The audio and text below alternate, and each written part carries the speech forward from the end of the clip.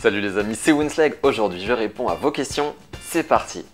Les tutos de Winslag. Salut, est-ce qu'on peut utiliser le One Blade pour les aisselles, le torse, le pubis, les couilles? Alors oui, tu peux l'utiliser sans problème. Par contre, pour cette dernière partie de ton anatomie, je te conseille vraiment d'utiliser un sabot de 1 mm ou 3 mm parce que même avec le One Blade, tu peux te couper à cet endroit-là sinon. J'ai une peau trop graisse, comment faire? Change de pays. Alors tu dois utiliser... Ah, mais j'ai du mal à parler aujourd'hui, c'est pas possible. Alors tu dois utiliser des produits pour les peaux grasses. Tu peux les retrouver dans la description de cette vidéo. Quel est le rasoir de précision Winslag? Merci, tu es un dieu de la barbe, j'adore. Ouf! Alors les rasoirs de précision que j'utilisais dans des vidéos qui datent d'il y a quelques mois, c'était des rasoirs à la base destinés aux sourcils. Depuis j'ai testé le coupe-chou et je te recommande vraiment le coupe-chou, c'est plus efficace. Wow. Salut Winslag, une petite question pour toi, j'ai 20 ans et mes poils ont commencé à se développer sur mon visage il n'y a pas si longtemps que ça. J'en ai maintenant sur la moustache et le menton, ça commence petit à petit sur les joues, mais rien d'uniforme pour le moment. Penses-tu qu'une huile à barbe aurait un effet? Alors si l'huile à barbe est enrichie en huile de ricin ou en huile d'eucalyptus, oui ça peut avoir un effet.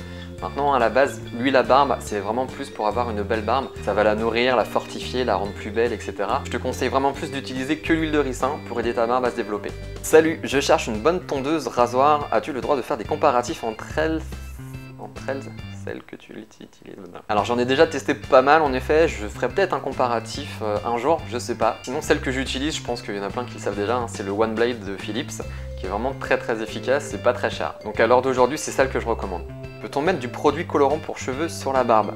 Alors non, je le déconseille fortement parce que ces produits sont adaptés aux cheveux et au cuir chevelu et pas à la peau du visage. C'est des produits avec souvent 10 ou 15 minutes de temps de pause alors que la coloration pour barbe dure que 5 minutes. Salut, on fait quoi pour faire disparaître les poils trop hauts qui s'approchent de l'œil? Alors il y a deux solutions, soit les raser, donc là je te conseille plus d'utiliser un coupe-chou, ou alors l'épilation directement, avec une pince à épiler ou si tu en as vraiment beaucoup, avec de la cire. Quelle est ta marque de caleçon? Je n'en porte pas, je me balade toujours cul nu. Tu lances quand les tutos mode? Alors je lance les tutos mode à la rentrée. Voilà, pour la rentrée scolaire, je prends mon cartable et je lance les tutos mode.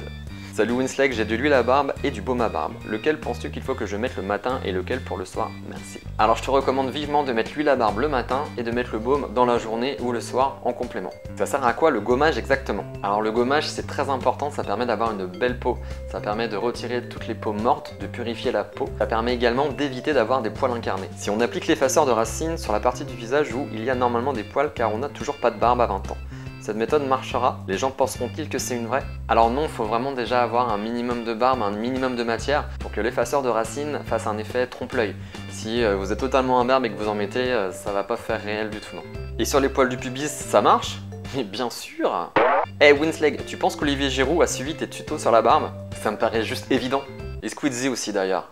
À mercredi prochain pour un nouveau tuto les amis. Tchou! De vanille, donc il n'y a pas de quantité préconisée, c'est en fonction de si vous voulez que votre huile sente vraiment beaucoup ou qu'elle est plutôt un parfum plutôt neutre.